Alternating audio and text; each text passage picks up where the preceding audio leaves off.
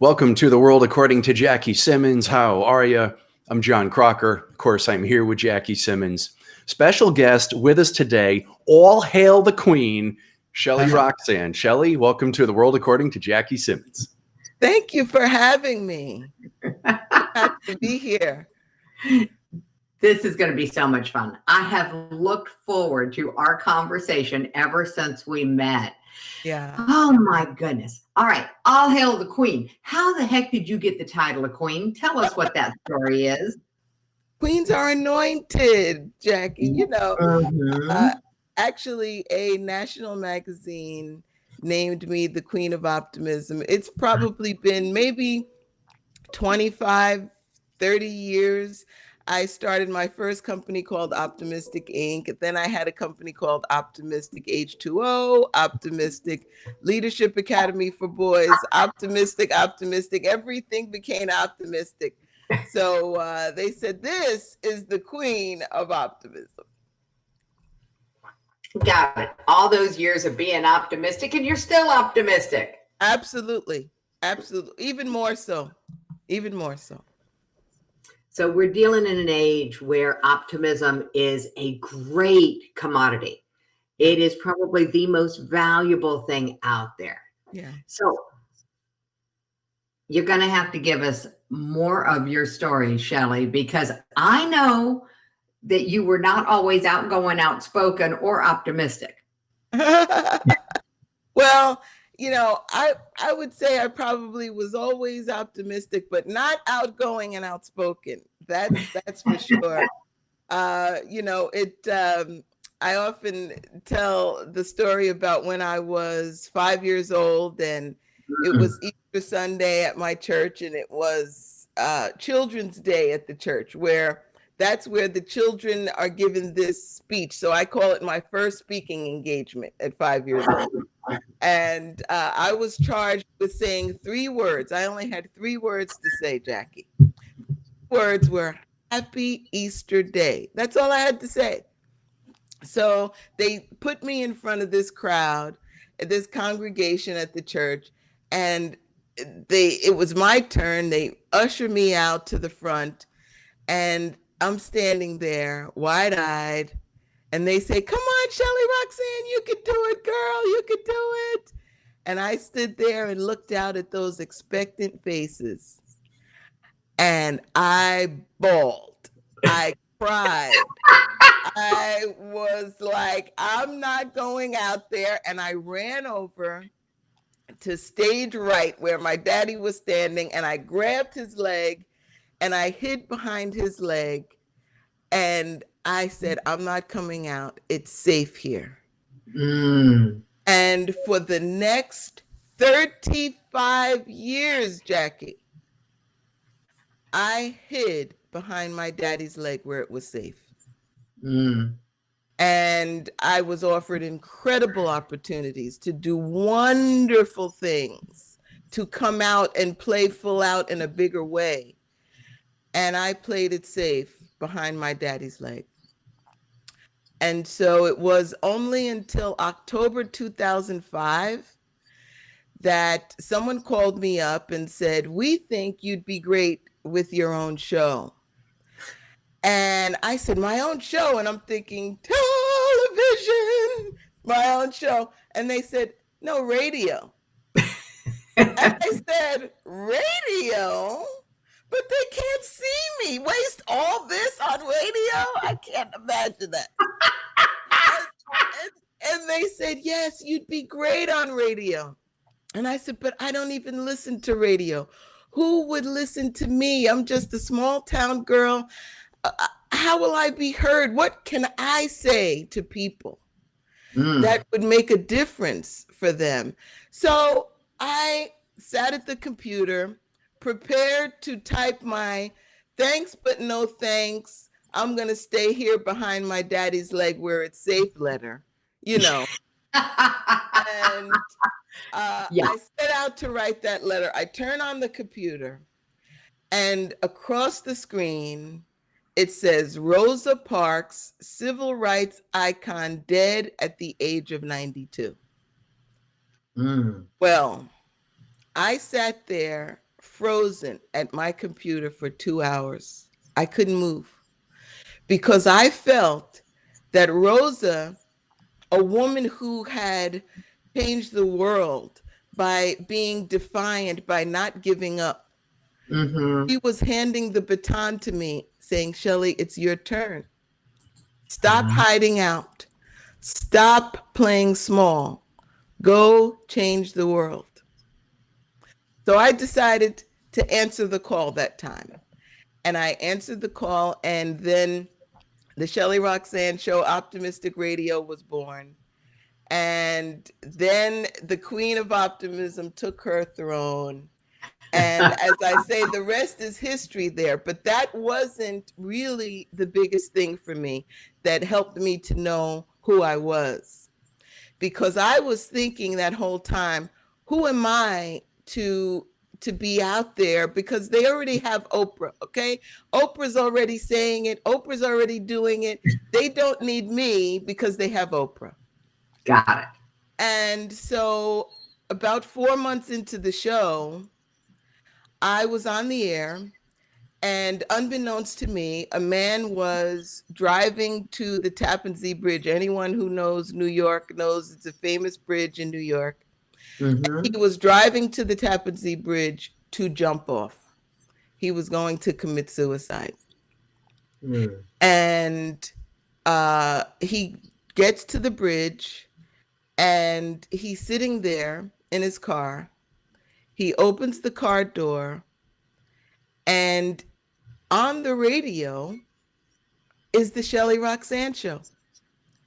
And he hears me say, the best is yet to come. It's not what it looks like. Nobody puts baby in a corner.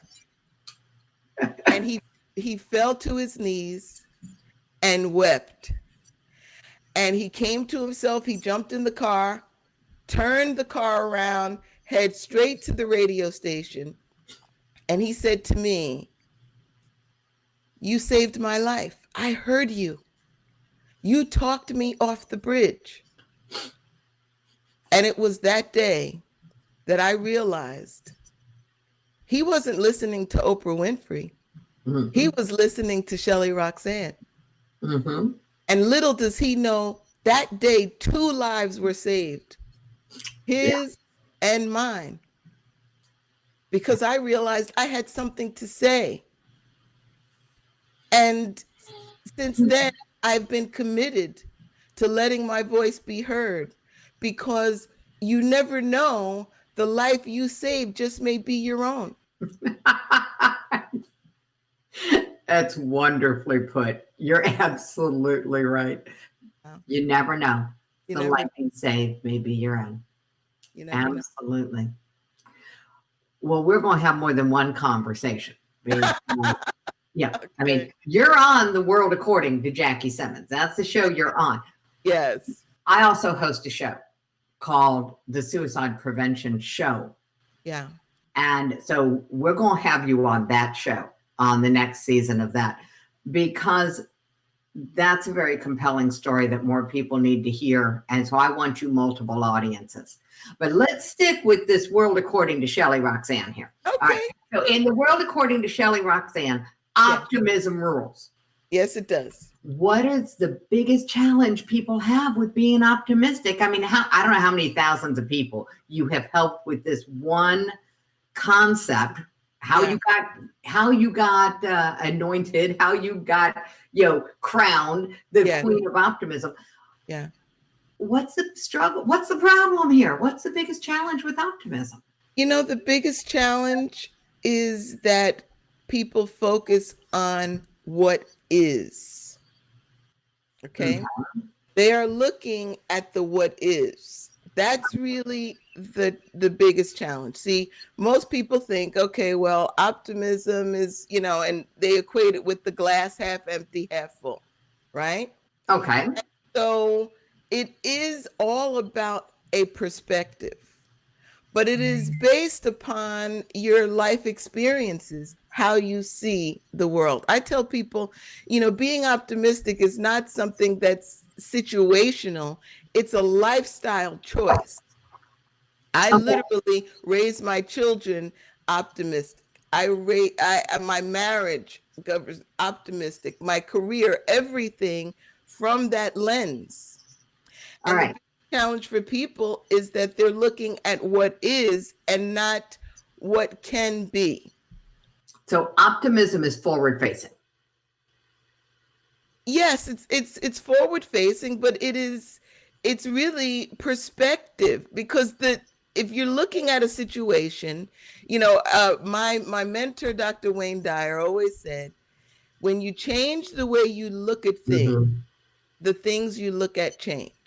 Okay, so the issue's not them. I'm getting it, because the issue's not that they're looking at reality. It's that they're looking at reality through the lens of what's wrong, as opposed to what could be right about this. Correct.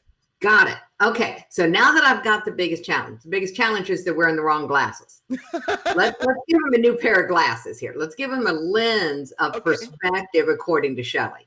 Okay. So let's try this. Shelley, I know my peeps, and they love steps. They love lists. Yeah. So let's give them the checklist. Let's say, if you want to be more optimistic, what's step one? Okay. Step one is to what I call examine your own BS. I know what that means, because we have the same definition. And BS means belief system. Mm-hmm. Examine your own belief system, because that is really the filter upon which we see the entire world. Yep. Okay. You and I, Jackie, could be looking at the exact same scenario and seeing it differently based upon our life experiences, based upon our own belief system. Okay. So I know that if I'm in the picture, it's hard for me to see the frame. What's one thing somebody can do that's going to help them figure out what their lens is, what their BS is, what's the belief system they see in the world? What's something they can do that's going to help them actually be able to see the frame? Because it's easy to see it for other people, but not so easy to see it for myself. Right. And you do just the way you would do anything else. Step back from it. Got it. Step back from it. Okay. Because many times we are too close. Sometimes I don't care whether you have 20/20 vision, perfect vision or not. Sometimes you're too close to something. Mm-hmm. Step back to get a broader view of that thing. All right. So we're going to give them a chance to take a cosmic view, to step up, get a bigger picture of what's going on. Awesome. All right. So step one, figure out what the lens is that you're seeing the world through. And you do that by stepping back, getting a bigger perspective. All right. Yes. So now that I've got a perspective, what's step two? Well, step two is to ask yourself why you ordered the situation. Ah, there you go. Okay. All right. So tell us a little more about the why. Because this gets kind of deep for people, because again, it goes back to your belief system. If you believe that you're the creator of everything and there are no victims, only volunteers. Oh boy, now you're talking some BS here.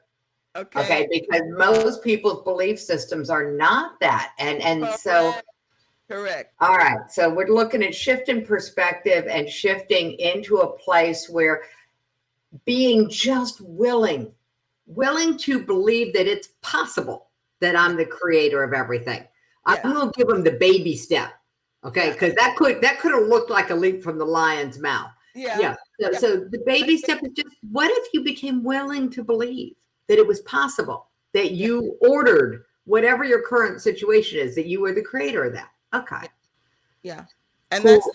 that is, and you're right. I mean, that is a leap for people, because it goes back to the BS that you have to at least be willing to believe.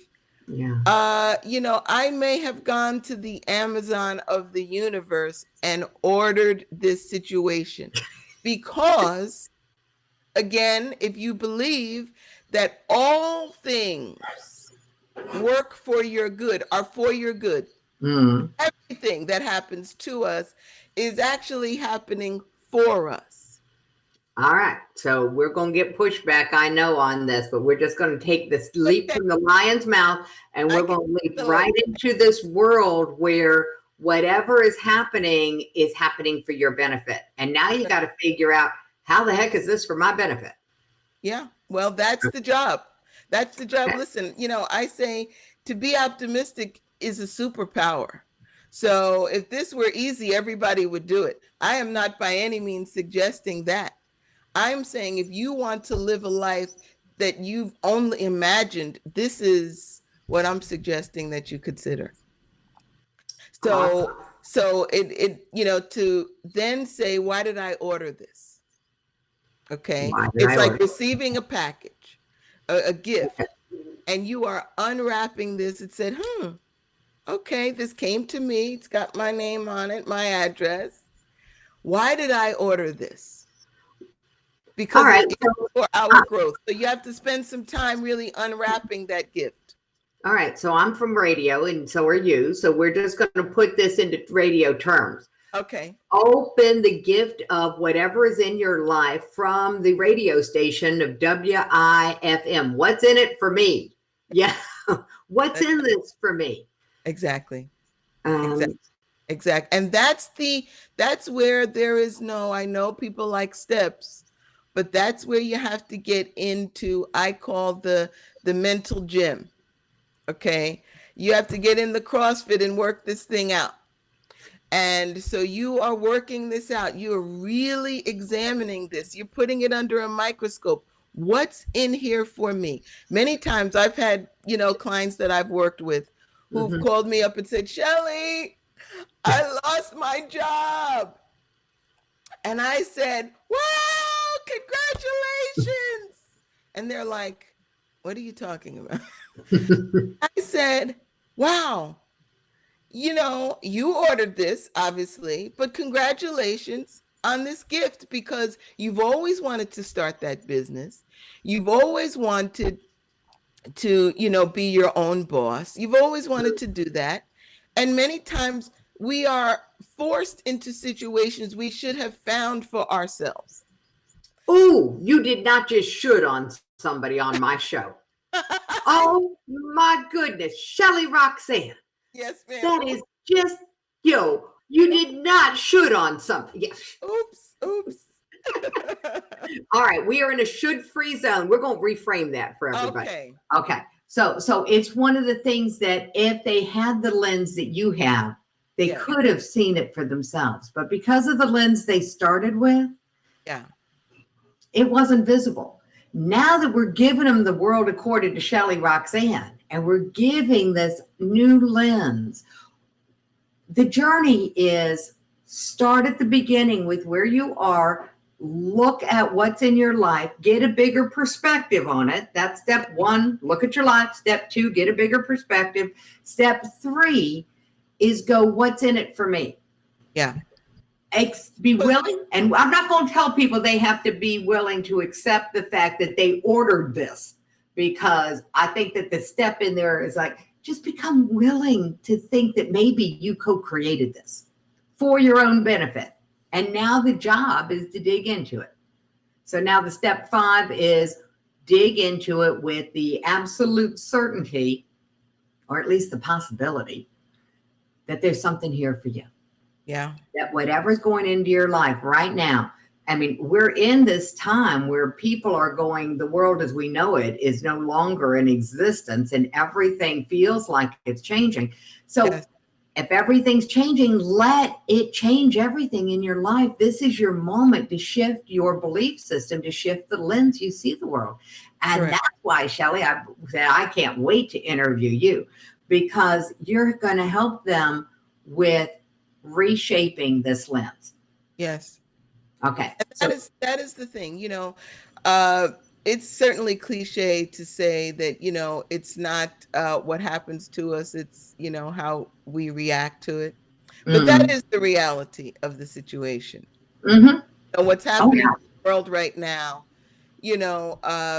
would be for many people chaotic, turbulent, scary. And yet there are people who are thriving, who are having their the best time of their lives in the exact same scenario. So we have to ask ourselves, why is that? And it is the only difference is the perspective of those people. There we go. All right, so we're going to give you all a perspective. We got to figure this out. All right, so we're taking them to the mental gym. We're going to give them a perspective pump up. Here we go. We're going to give them a perspective punching bag. Ooh, I like that better. Okay. All right, so now that we've got this punching bag going on, guys. But okay. What'd you say? I said that's a little violent, but okay. The punching bag. I don't know about that. But all I know for sure is that when you're trying to shift a belief system, if you can shift your body, that's going to help. So that is true. And nobody gets hurt when you're doing a punching bag. And if that's too violent for you, we'll just take a pillow. Okay. But I want to encourage people, if you're stuck and struggling with shift around perspective, shift your body and get some of this energy moving so that it just makes it a little easy to become a little more willing. But you've done something most people don't do, and you wrote a huge best-selling book on this topic. Yes. But the word optimism isn't in the title. No, it's so how did that title come up? Oh, by the way, the book is called The Frustrated Believer. Yes. So how did that title come up? Well, it's interesting. In the process of writing this book, it has many titles. And, oh, the tale of many tile. The tale of many titles. And I was really, struggling. What will this be called? What will it be called? And there were many different optimistic was in there and all kinds of things. And I just said, no. And someone said to me, Shelley, who's the book for? Who is the book for? And the book it was intended to be a love letter to my 3 sons. And especially my youngest son, who was heading off to college, and he was having a very difficult senior year. And I wanted to give him some tools, some things that as he headed off to school, and as the middle son was, that I wanted to give him a reference to say, okay, mommy's not going to be with you every day, but I could give you some tools. And so, because some situations you need a hammer for, some you need a Phillips head screwdriver, some you need a wrench. So I said, let me give him some tools. So I said, what would I call him if I weren't going to put his name in it? And I said, he's a frustrated believer. He believed in his own gifts and talents. He was, on the football team, and he wasn't getting the play time, and people were getting pushed up before him and all kinds of things, and he was very nervous about whether he would be able to play football at the college level and all of that. He believed, though, but he was frustrated. So that's how The Frustrated Believer, the title, came to be. And the subtitle, which to me is probably even more important, is What to Do When You Don't Know What to Do. You really did write the instruction manual for a college, for somebody who's making a life change. Absolutely. And that your son was going from high school to college, which is a big life change. Yes. But what to do when you don't know what to do? Oh my God. What a life. It's just a life change toolkit. Yeah. And it has been, I went on a tour across the country with the book, and I met people who told me how the book saved their life. I met this woman who was probably 82 years old. And she ran into the bookstore where I was doing a talk about the book, and she busted into the talk. There's a bunch of people there, and she just ran over and hugged me. And she said that her son had passed from a drug overdose, and that this book was the thing. She did not know what to do. And she read this, and it gave her so much comfort. She said it was like an actual bear hug. And so she wanted to get the real hug. So she ran in there and hugged me. And I tell you what, and this was in California. I live on the East Coast. This was the West Coast. And I said, you know what? If it was not for anyone else, it was for that one woman. You know, and that's what I encourage people, that if you have something in you, you have something to say, you are saving lives. We need your voice out there. We do need your voice. Absolutely true. Yeah. Yeah. Helping people find their voice. This is, when you don't know what to do, sometimes the greatest thing you can do is speak up, because you're probably not the only one who doesn't know what to do. Yeah. And so that encouragement, Shelley, to encourage people to take a different look, take a look at your life through the lens of optimism. Take a look at it from the point of view of everything here is a gift for me, even if I'm not sure exactly how to use it yet. Yeah. Just make that one shift and then speak up. If you don't know what to do, it's okay. Go ahead and say, I don't know what to do. You'll find that maybe there are other people who are going to resonate with your message. And even if it's just a virtual cup of coffee with someone, you really don't know how many lives you're going to save. You really don't. And if you're feeling something, even to just reach out to someone else and to say, listen, encourage them. Okay. Encourage someone else, because when you spread that fragrance, some gets on you. You know, when you refresh others, you yourself will be refreshed. There we go. You know, so get out of your own way and reach out to someone else, because you're never, ever, ever the only one going through something. That's true. We don't go through this life alone. Not at all. Most of us are more alike than different. Exactly.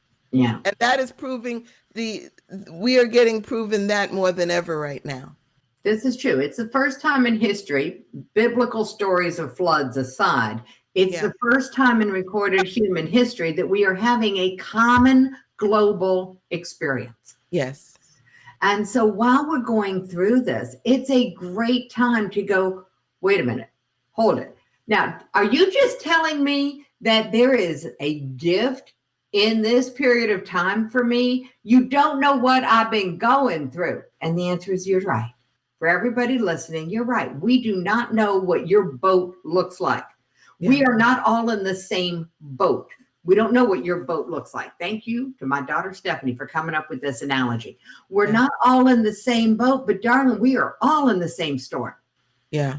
And because we're all in the same storm in our individual boats, the only thing that you can do is start being grateful for the boat.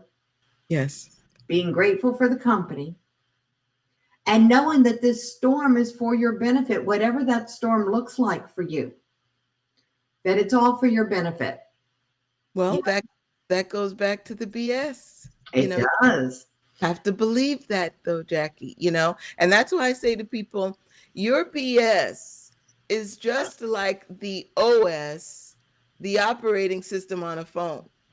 And all the time, I don't know, I'm an Apple girl. I don't want to, you know, offend any of the other PC people.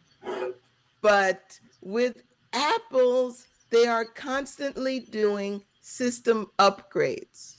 Got to upgrade the operating systems to make it work better, right? Mm-hmm. It's the same way sometimes with our BS. Maybe there are some things within there that need a system upgrade. You know, I'm thinking that's a great, great analogy. So to help people get a system upgrade, because one of the things I know about belief systems is people think that once you have a belief that it's permanent. And I'm going, I'm on your side, Shelley. I think that you just need a BS upgrade. If you are not feeling optimistic in this world, when this is a time of amazing opportunity, if you're not feeling optimistic, let's just get you an operating system upgrade. Let's upgrade your BS. Okay. Absolutely. We're going to get you a belief statement, and we're going to get them to write a new belief statement, because we're going to give them a gift, Shelley. Yeah. All right. So here's how you get your gift.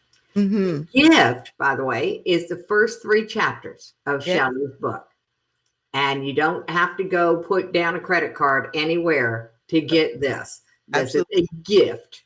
A gift. It's a gift. Okay. It's a bit.ly link. So if you're listening to this and you don't have anything to write on, don't worry. We're going to put it in the comments. So bit.ly is a bit.ly. Yes. That's how bit.lys all start. You put a / and then it's 3 words.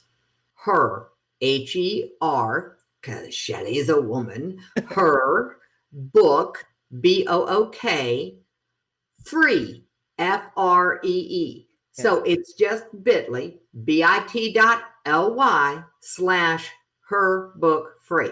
And we'll put it in the chat. So don't worry about it if you don't get to see it right now. You don't have anything to write on. But I wanted to let everybody know that they were going to get that. And I meant to tell them that at the beginning. But, we hadn't talked about the book. They wouldn't have known what a good deal it was. I love the story. I love the tale of many titles. And that's really the journey that we are all on. Yes. We are writing the story of our life, and the title we thought we were writing to might not be the title that we're writing to now. Exactly. And it is all for our benefit. Yes. So, Shelley, if you had run into me 25 years ago, when my daughter first tried to take her own life, I would have argued like crazy. Now that we have taken and turned what was my personal tragedy, her story of mental and emotional pain, and we have turned that into a not-for-profit, and we are out to make suicide a thing of the past.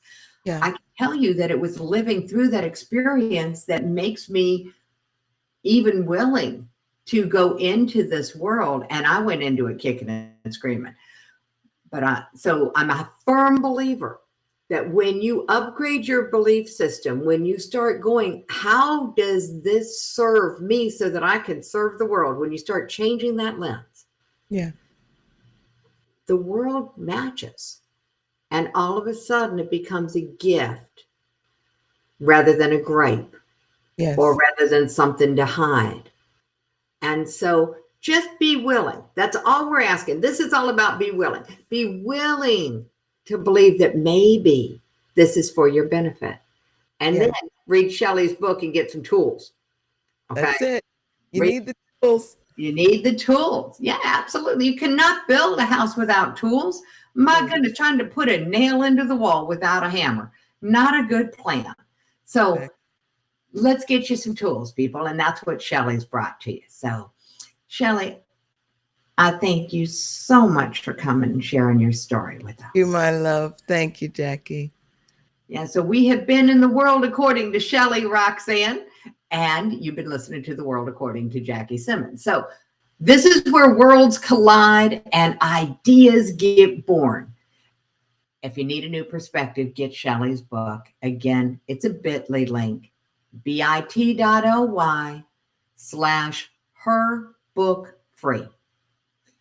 And that is a wrap. So thank you for being here, Miss Shelley Roxanne. We'll be talking with you again on the summits. And in the meantime, everyone, go make it your world. Make it a great day. The choice is yours.